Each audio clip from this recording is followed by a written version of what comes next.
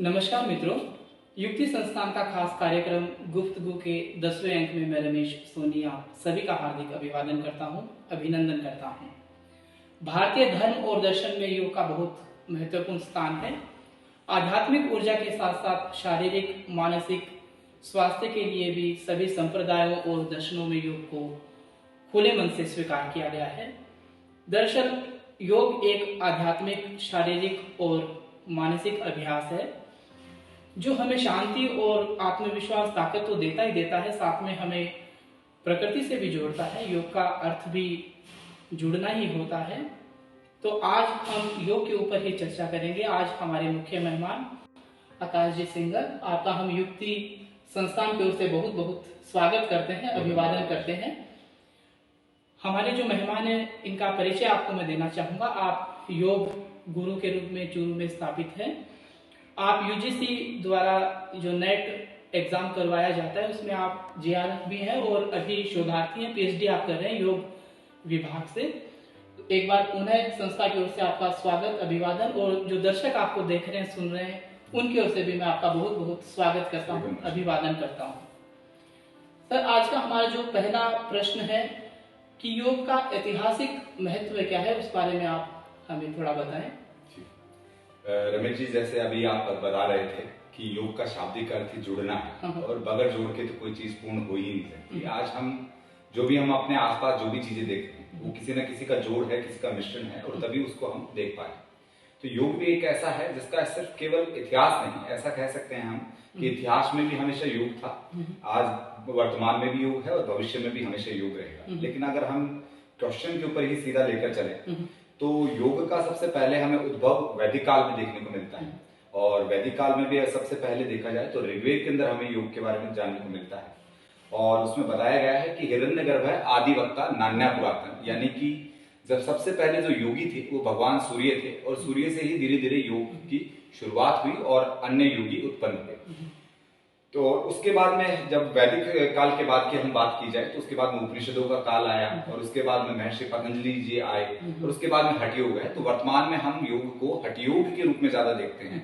वैदिक योग थोड़ा सा कहीं गुम हो चुका है और आजकल हठ योग ज्यादा प्रचलित है। हम आपसे ये भी जानना चाहेंगे कि हर वर्ष जो अंतर्राष्ट्रीय योग दिवस मनाया जाता है, हर वर्ष उसकी एक नई थीम होती है। तो इस वर्ष 2023 की अंतर्राष्ट्रीय योग दिवस की थीम क्या है और 21 जून की तिथि की क्यों चुनी गई योग दिवस मनाने के लिए, ये भी आप हमारे दर्शकों को बताइए। इस वर्ष की थीम योगा फॉर ह्यूमैनिटी, यानी मानवता के लिए योग। हर साल एक थीम चुनी जाती है ताकि हम योग से उसको जोड़कर उसके ऊपर काम कर सकें। इस बार मानवता के लिए योग एक थीम को चुना गया है।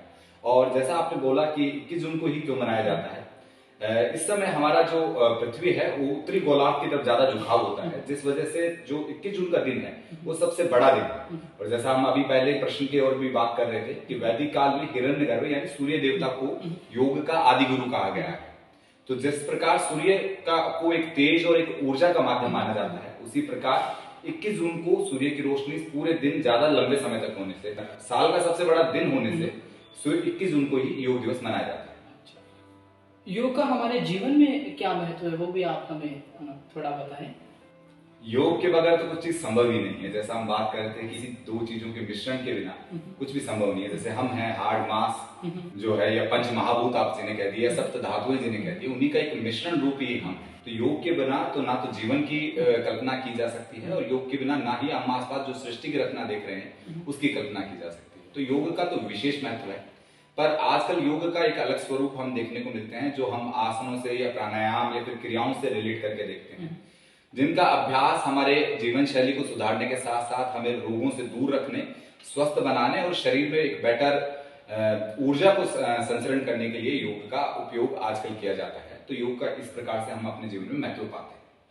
आकाश जी, अगर आज के परिप्रेक्ष्य में बात करते हैं तो लोग मानसिक रूप से बहुत अस्त व्यस्त रहते हैं। तो मानसिक स्वास्थ्य के लिए कौन से योग ज्यादा लाभप्रद होते हैं, वो भी आप हमारे दर्शकों को बताइए।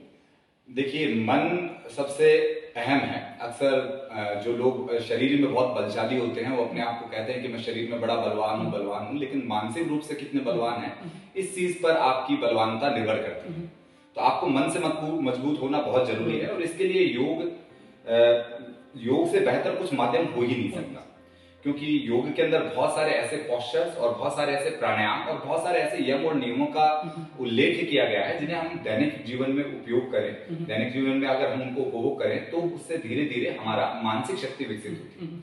जैसे अगर हम प्राणायाम की और विशेषकर बात की जाए तो जो भ्रामरी है, ओमकार का उच्चारण है, अनुलोम विलोम प्राणायाम है, इस तरह के प्राणायाम हमारे मन को सबल और मजबूत बनाने के लिए बेहद लाभदायक रहते हैं। और अगर हम आसनों की विशेषकर बात करें तो सर्वांगासन, शीर्षासन, अधोमुख श्वानासन, इस तरह के आसन जो हैं वो हमारे मन को मजबूत बनाने के साथ साथ हमारे शरीर को भी मजबूत बनाते हैं। आकाश जी, आज के जीवनचर्या में अपन देखते हैं तो 3-4 बीमारियां ऐसी है कि हर घर में उनके पेशेंट मिलते हैं, जिसमें बीपी है, शुगर है, थायराइड है या हृदय संबंधी जो बीमारियां हैं। तो इन चारों बीमारियों के बारे में कौन से योग ज्यादा लाभप्रद हो सकते हैं, वो भी हमारे दर्शकों को आप बताएं। देखिए रमेश जी, आप जिन भी बीमारियों का नाम ले रहे हैं इसमें से ज्यादातर बीमारियां वह हैं जो हमारी जीवन शैली के कारण। हम अगर अपनी जीवन शैली को ठीक से रखें तो इन बीमारियों से बचा जा सकता है। लेकिन हम अपने जीवन इस व्यस्त दिनचर्या के अंदर हम अपने जीवन शैली को उतना ज्यादा मैनेज नहीं रख पाते। बहुत सारे काम होते हैं, लोग रात को काम करते हैं, कुछ दिन में काम करते हैं, मेंटल जो वर्क प्रेशर इतना है कि लोग उतना ध्यान नहीं दे पाते। तो इसलिए अगर वो प्रतिदिन 20 से 25 मिनट तक अगर योग अभ्यास नियमित करें तो इस तरह की समस्याओं से वो बच सकते हैं और अपने आप को मजबूत बना सकते हैं। तो जैसा हम बात कर रहे थे कि बीपी, थायराइड और हृदय संबंधी बीमारियों के लिए किस प्रकार के योग अभ्यास करने चाहिए। देखिए, बीपी के अंदर जितने भी स्ट्रेचिंग वाले एक्सरसाइजेज होते हैं, जैसे कि त्रिकोण आसन हो गया, ताड़ासन हो गया, या फिर जो हमारे शरीर में जो सूक्ष्म व्यायाम है, इस तरह के जो अभ्यास होते हैं वो हमारे शरीर में एक बेटर ब्लड सर्कुलेशन को बनाते हैं, जिससे हृदय पर कम से कम दबाव पड़ता है। तो हृदय के रोगों के लिए और बीपी संबंधी रोगों के लिए जितने भी खिंचाव डालने वाले जो आसन हैं, जो शरीर में एक स्ट्रेचिंग को उत्पन्न करते हैं, इस प्रकार के आसन आपको बेहद लाभ दे सकते हैं। जहां तक हम बात करें थायराइड की, तो थायराइड के अंदर जितने भी हमारे पीछे झुकने वाले अभ्यास हैं, जैसे कि चक्रासन हो गया, या फिर हम सरल रूप से बताएं तो अर्ध चक्रासन हो गया, या फिर उष्ट्रासन हो गया, इस तरह के अभ्यासों को करें। और सामने झुकने वाले अभ्यास जैसे कि उत्तान आसन हो गया या पश्चिम उत्तान आसन हो गया, इस प्रकार के अभ्यास थायराइड में विशेषकर लाभकारी रहते हैं। और डायबिटीज को भी अगर इसमें जोड़ा जाए तो जितने भी प्रकार के ट्विस्टिंग आसन है, ट्विस्टिंग आसन जैसे वक्रासन हो गया, जठर परिवर्तन आसन हो गया, अर्धमस्तिष्क आसन हो गया, भारद्वाज आसन हो गया, इस तरह के जो ट्विस्टिंग डालने वाले आसन हैं, जो पेट में एक मरोड़ डालते हैं, इस प्रकार के आसन मधुमेह यानी डायबिटीज के रोग में बड़ा ही मदद करते हैं। योग करते समय हमें कौन कौन सी सावधानियां रखनी चाहिए, वो भी आप हमें थोड़ा बताएं। जिस प्रकार से हमें अगर 10वीं मंजिल पर पहुंचना है तो सीधा ही हम 10वीं मंजिल पर पैर नहीं रख सकते, हमें कदम कदम कर आगे बढ़ना चाहिए। ठीक उसी प्रकार जो नए योग अभ्यासी हैं उन्हें सरल चीजों से, जैसे कि सूक्ष्म व्यायाम हुए या सरल जो प्राणायाम है, जैसे कि अनुलोम विलोम, ओमकार का उच्चारण, इस तरह के अभ्यासों से प्रारंभ करना चाहिए। जब धीरे धीरे इन चीजों पर आपकी पकड़ आने लगे और जब आपको लगे कि आप थोड़े से इसमें बेहतर बनते जा रहे हैं, तो धीरे धीरे फिर आपको अपने स्तर को बढ़ाना चाहिए। इसमें सबसे ज्यादा बढ़िया तो ये रहेगा कि आप किसी एक अच्छे योग प्रशिक्षक की सहायता लें, क्योंकि वो आपको अच्छे से गाइड करेंगे। साथ ही साथ जो योग अभ्यास करते वक्त कुछ इंजरी के चांसेस भी रहते हैं, कुछ ऐसे अभ्यास होते हैं जिनको करने पर शायद कुछ शरीर में चोट आ सकती है, तो उनकी संभावना भी बड़ी कम रहेगी अगर आप किसी प्रशिक्षक के साथ में इसका अभ्यास करें। वैसे तो अपना जो भारत है वो योग गुरु के रूप में हमेशा ही रहा है, लेकिन इसको वैश्विक स्तर पर मान्यता प्रधानमंत्री नरेंद्र मोदी जी ने संयुक्त राष्ट्र में प्रस्ताव रखा कि आप एक दिन निर्धारित कीजिए योग के लिए, तो उन्होंने भी सहर्ष इस पर मोहर लगाई कि 21 जून को हम ये निर्धारित करते 2014 में, और 2015 से अपन निरंतर योग दिवस मनाते भी आ रहे हैं। भारतीय जो लोग हैं उनको पूरी दुनिया में योग शिक्षकों के रूप में माना भी जाता है और पहचाना जाता है, तो क्या प्राथमिकता दी जाती है जो भारतीय लोग होते हैं योग के क्षेत्र में उनको? बिल्कुल बिल्कुल, आप इस बात को मानकर चलिए कि जो भारतीय योग शिक्षक हैं वो अभी के समय में सबसे ज्यादा डिमांड में है। अभी में नहीं, हमेशा से देखा जाए तो भारतीय योग शिक्षकों को ज्यादा प्राथमिकता दी जाती है। मैं भी कुछ फॉरेन के क्लाइंट्स के साथ में काम करता हूँ, तो वो मेरे साथ में ज्यादा एंगेज रहते हैं। वो बताते हैं कि हमारे लोकेलिटी में काफी हमारे साथ में आसपास में टीचर हैं, लेकिन they want to learn from some Indian people. तो भारतीय लोगों से सीखने में लोग ज्यादा उत्सुक रहते हैं, क्योंकि भारतीय लोगों के साथ में सबसे खास बात यह है कि हमें योग सिर्फ पढ़ना नहीं पड़ता, हम योग को जीते आए हैं। योग हमारे हमेशा से साथ में चलता है। हम जो छोटे हमारे घर के अंदर जो छोटे रिचुअल्स करते हैं या जो भी हमारी परंपराएं या जो आसपास जो हमारी संस्कृति जो है वो योग से ही प्रभावित है। तो हम ऐसा मत मानिए कि अगर आप योगा आसन नहीं करते, प्राणायाम नहीं करते, इसका मतलब आप योगा नहीं करते। आप अगर इन रिचुअल्स को भी निभाते हैं तो भी आप एक योग का ही भाग को अभ्यास कर रहे हैं, आप भी एक योगी हैं। आकाश जी, हम आपसे ये भी जानना चाहेंगे कि योगा रिट्रीट के नाम से योग टूर पैकेज भी दिए जा रहे हैं जी, जिससे बहुत सारे जो विदेशी सैलानी है वो भी भारत की ओर आकर्षित होते हैं। तो क्या योग के कारण हमारा जो पर्यटन उद्योग है वो भी विकसित हो रहा है, फल फूल रहा है? बिल्कुल, इस बात से में कोई दो राय नहीं है। अगर आप उदाहरण के रूप में लेना चाहें तो ऋषिकेश को ले लीजिए।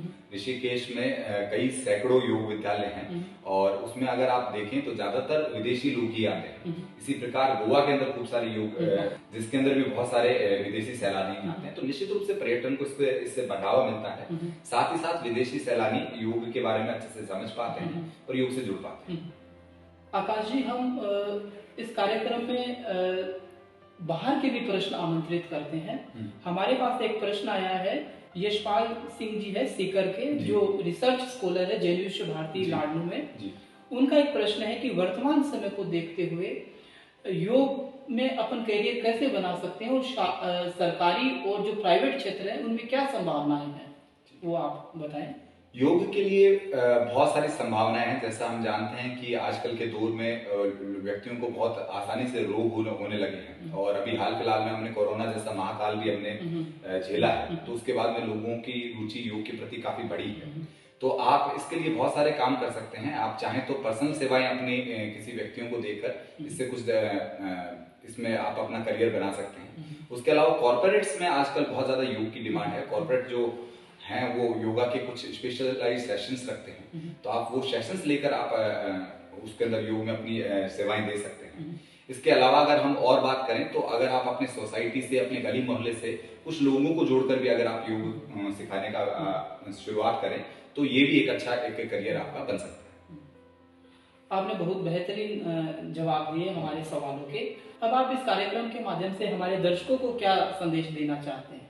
दर्शकों के लिए सिर्फ यही संदेश है कि योग अभ्यास आपको प्रारंभ करना चाहिए। हो सकता है कि आपके पास उतना समय ना रहता हो, क्योंकि समय की आजकल सभी को बड़ी व्यस्तता है, तो हो सकता है कि आपके पास थोड़ा कम समय रहता हो, तो आप 8 या 10 मिनट के अभ्यासों से भी अपने आप को शुरू कर सकते हैं। आप जिसके अंदर 1 या 2 प्राणायाम या 1-2 आसनों को अपनी नियमित दिनचर्या में शामिल कर रोग मुक्त और अपने मन को और शरीर को दोनों को सबल बना सकते हैं। आपने हमारे प्रश्नों के बहुत प्रभावशाली जवाब दिए। आकाश जी, आपने युक्ति संस्थान को समय दिया, इसके लिए संस्थान आपका बहुत बहुत आभार व्यक्त करता है। आभार व्यक्त करता हूं मैं जो दर्शक इस कार्यक्रम को देख रहे हैं, सुन रहे हैं, उनका। हमारे जो सहयोगी के रूप में है आपका भी मैं बहुत बहुत आभार व्यक्त करता हूं। आपने समय दिया एक बार पुनः, इसके लिए आभार। जय हिंद, जय भारत।